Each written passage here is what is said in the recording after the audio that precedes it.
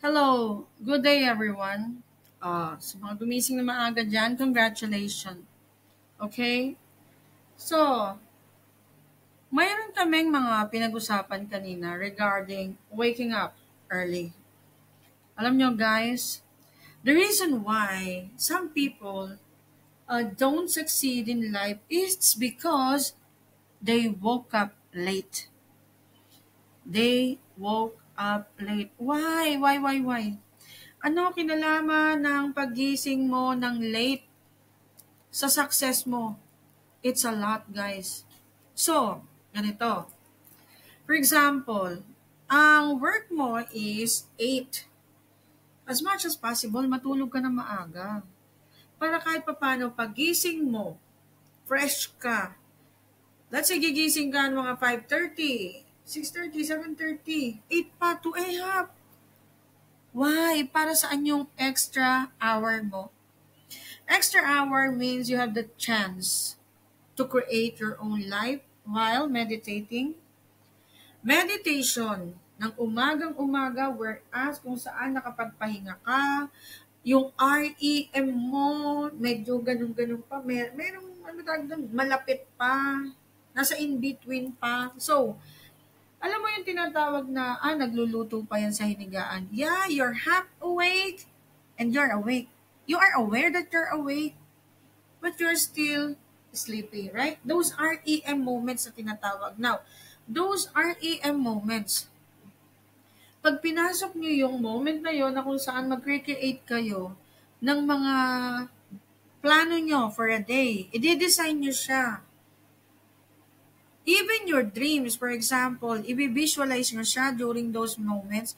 Kasi that moment pa lang na nag-recreate ka na, mataas na ang awareness mo. During those REM moments, mindful ka na ito ang gagawin mo.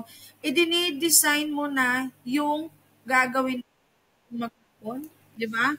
Yung pagdidesign bagay sa maghapon is a one way to succeed in life. So may mga sitwasyon ngayon sa buhay mo na magigising ka ng late. Okay, pag nagising ka ng late, anong gagawin mo? Maghahabol ka ng kain mo, ligo mo, everything. Pati yung everything is a rush, rush, rush. So ano nararamdaman ni universe sa'yo? That you are always in a rush. That is why everything na ibibigay niya sa'yo is the same exact emotions that you have every day. That you are always in rush, rush, rush. Ngayon, babaguhin natin yan guys. Tomorrow, pag may pasok ka, gumising ka at least 1 hour before your designed hour, nagigising ka. Then waking up, that moment, alam mo ang gagawin mo. Gagawin natin to syempre, your eyes are still closed.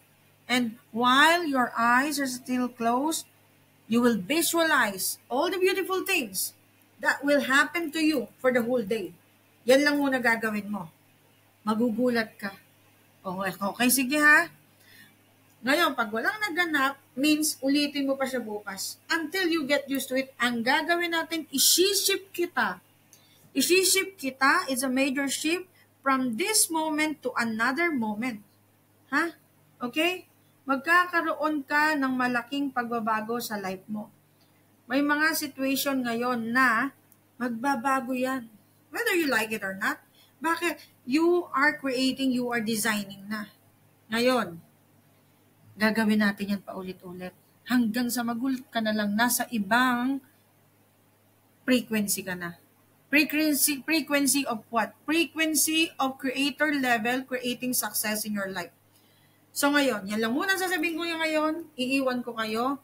Then think of it. Basta importante, the moment you woke up, ahead of time, visualize whatever you want in your life. Okay? Kalas na ako sa inyong lahat. This is just a 4 minute and 36 seconds audio. Okay? I say,